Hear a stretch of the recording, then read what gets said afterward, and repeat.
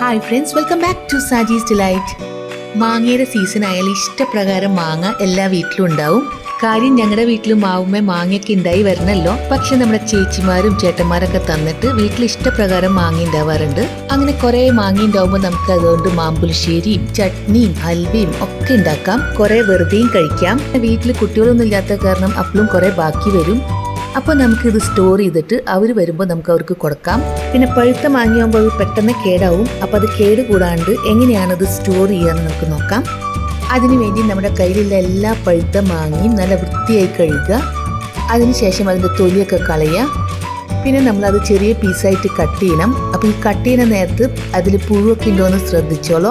അപ്പോൾ അങ്ങനെ പുഴുവും കേടൊക്കെ ഉണ്ടെങ്കിൽ ആ മാങ്ങയൊന്നും എടുക്കരുത്. കാരണം അത് നമ്മൾ കുറേ കാലത്തേക്ക് സൂക്ഷിച്ചു വെക്കാൻ പോവാണ്. അപ്പോൾ നല്ല മാങ്ങകൾ മാത്രം സെലക്ട് ചെയ്യുക. അങ്ങനെ നല്ല മാങ്ങ മാത്രം സെലക്ട് ചെയ്തിട്ട് ചെറിയ ചെറിയ പീസസ് ആക്കിയതാണിത്. ഇനി ഇത് വെള്ളം ഒട്ടും യൂസ് ചെയ്യാണ്ട് നന്നായി അരച്ചെടുക്കുക. അങ്ങനെ അത് ഒട്ടും വെള്ളമില്ലാണ്ട് അരച്ചെടുത്ത മാങ്ങയുടെ പൾപ്പാണിത്. ഇനി ഈ പൾപ്പ് എടുത്തിട്ട് നല്ല കട്ടിയുള്ള കടായിലേക്കൊക്കെ ഇടാം. ഇല്ലെങ്കിൽ ഇതേപോലത്തെ നോൺ സ്റ്റിക്കിൻ്റെ കടായി യൂസ് ചെയ്യാം. അങ്ങനെ ഇതേപോലെ തന്നെ എല്ലാം അരച്ചെടുക്കുക. അതിനുശേഷം ഇതിൽ നെയ്യൊന്നും ചേർക്കാണ്ട് ഹൈ ഫ്ലെയിമിലിട്ടിട്ട് കുറച്ച് നേരം ഇങ്ങനെ വഴറ്റുക. നെയ്യൊക്കെ ചേർത്തിട്ടുണ്ടെങ്കിൽ നമുക്ക് പിന്നീട് ജ്യൂസും ഷേക്കും ഒന്നും ഉണ്ടാക്കാൻ പറ്റില്ല. അപ്പോൾ അതാണ് നമ്മൾ നെയ്യൊന്നും ചേർക്കാണ്ട് ഇങ്ങനെ ഇളക്കണേ. പിന്നെ ഇത് കൈയെടുക്കാണ്ട് ഇങ്ങനെ വഴറ്റിക്കൊണ്ടിരിക്കണം, ഇല്ലെങ്കിൽ അടി പിടിക്കും. ഈ മാങ്ങയിലുള്ള വെള്ളമൊക്കെ വറ്റി പോകണം. അപ്പോഴാണ് ഇത് കുറേ കാലം ഇരിക്കുക. അതുവരെ നമ്മളിങ്ങനെ ഇളക്കിക്കൊണ്ടിരിക്കണം. ഒരു 10 മിനിറ്റൊക്കെ ഇങ്ങനെ ഹൈ ഫ്ലെയിമിലിട്ടിട്ട് വഴറ്റിയതിന് ശേഷം ഫ്ലെയിം കുറച്ചിട്ട് പിന്നെയും വഴറ്റുക. ഇതിങ്ങനെ തിളയ്ക്കുന്ന നേരത്ത് കൈമിലേക്കൊക്കെ നല്ലോണം തെറിക്കും. അത് ആ മാങ്ങയിലുള്ള വെള്ളമൊക്കെ പൊട്ടിപ്പോണതാണ്. അത് മാത്രമാണ് ഈ ഒരു പ്രോസസ്സിൽ ബുദ്ധിമുട്ടുള്ളത്. പക്ഷെ അങ്ങനെ ഉണ്ടാവുമ്പോഴും ഇളക്കാനായിട്ട് മറക്കരുത്. ഫ്ലെയിം കുറച്ചിട്ടിട്ട് ഇളക്കിക്കൊണ്ടിരിക്കുക. പിന്നെ വീഡിയോ ഇഷ്ടമായാൽ ലൈക്ക് ചെയ്യാനും സബ്സ്ക്രൈബ് ചെയ്യാനും നിങ്ങളുടെ ഫ്രണ്ട്സിനും ഫാമിലിക്കും ഒക്കെ ഷെയർ ചെയ്ത് കൊടുക്കാൻ മറക്കരുത്. ഇപ്പോൾ നമ്മൾ ഇളക്കി തുടങ്ങിയിട്ട് അറൗണ്ട് 40-45 മിനിറ്റ്സ് ആയിട്ടുണ്ട്. അതേപോലെ വെള്ളമൊക്കെ അത്യാവശ്യം വറ്റിയിട്ടുണ്ട്.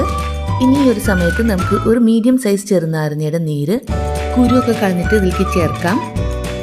ഞാനിപ്പോൾ ഇവിടെ 12 മാങ്ങ എടുത്തിട്ടുണ്ടായിരുന്നേ. അപ്പോൾ അതിനൊരു ചെറുനാരങ്ങയുടെ നീര് മതി. നിങ്ങൾക്ക് കൂടുതൽ മാങ്ങയുണ്ടെങ്കിൽ അപ്പോൾ അതിനനുസരിച്ച് ചെറുനാരങ്ങയുടെ നീര് കൂട്ടിയാൽ മതി.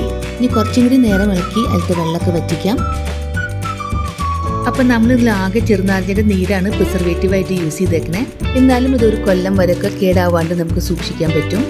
ഇത് എത്ര വറ്റിക്കുന്നു അതിനനുസരിച്ച് ഇത് അത്രയും കാലം കൂടുതൽ നമുക്ക് സൂക്ഷിക്കാം. ഇപ്പോൾ ഇതാ വെള്ളമൊക്കെ വറ്റി നല്ല കട്ടിയായിട്ടുണ്ട്. അപ്പോൾ ഏകദേശം 1 hour നമ്മളിങ്ങനെ ഇളക്കിയിട്ടുണ്ട്. ഇനി നമുക്ക് ഫ്ലെയിം ഓഫ് ചെയ്യാം. ഇനി ഇത് നന്നായി ചൂടാറട്ടെ. അപ്പോൾ അതിന് നമുക്ക് അടുപ്പിൽ നിന്ന് മാറ്റി വയ്ക്കാം. അപ്പോൾ ഇനി ഇത് തണുക്കുമ്പോൾ കുറച്ചും കൂടി കുറുകി വരും. അപ്പോൾ ഇത് നന്നായി തണുക്കറ വരെ നമുക്ക് വെയിറ്റ് ചെയ്യാം. ഇപ്പോൾ നമ്മുടെ മാംഗോ പൾപ്പ് നന്നായി ചൂടാറിയിട്ടുണ്ട്. ഇതേ നോക്ക്, നല്ല തിക്കും ആയിട്ടുണ്ട്. ഇനി നമുക്ക് ഇത് കുപ്പിയിലോ ജാറിലോ സ്റ്റോർ ചെയ്യാം. നമ്മൾ സ്റ്റോർ ചെയ്യുന്ന പാത്രം വൃത്തി ഉണ്ടായിരിക്കണം. അതേപോലെ നല്ല ഡ്രൈ ആയിരിക്കണം. അതിൽ വെള്ളത്തിന്റെ അംശമൊന്നും പാടില്ല. ഇതിനെ നമുക്ക് സിപ്ലോക്ക് ബാഗിലും സ്റ്റോർ ചെയ്യാം.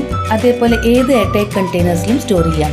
പിന്നെ നമ്മൾ കുപ്പിയിലൊക്കെ നിറയ്ക്കുമ്പോൾ അത് ഒട്ടും എയർ സ്പേസ് ഇല്ലാണ്ട് ഫുള്ളായിട്ട് നിറയ്ക്കാൻ ശ്രമിക്കുക. അപ്പോഴാണ് ഇത് കേടുകൂടാണ്ട് 1 വർഷം വരെയൊക്കെ ഇരിക്കുക. അതിനുശേഷം ഇതിനെ ഫ്രിഡ്ജിൽ സൂക്ഷിക്കുക.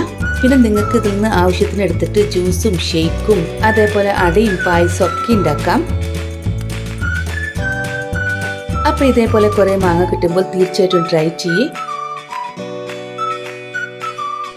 അപ്പോൾ താങ്ക് യു ഫോർ വാച്ചിങ്.